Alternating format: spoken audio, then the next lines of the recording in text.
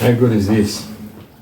It's a 20 PSI inflator for the boat. Now normally I use a hand pump and it takes me like 15 minutes and it wears me out, and that's mainly because I'm unfit.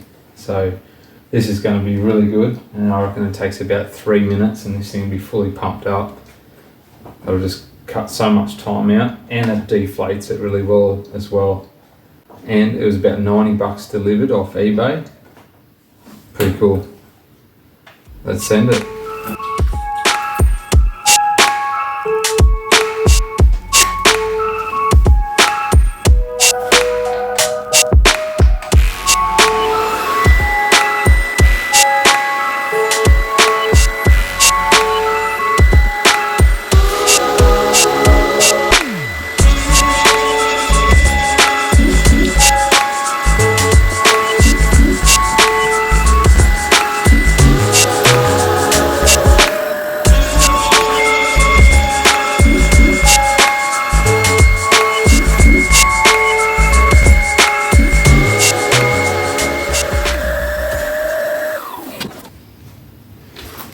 So there you go, she's all pumped up, and I reckon that took 3 minutes, if that. That's pretty cool.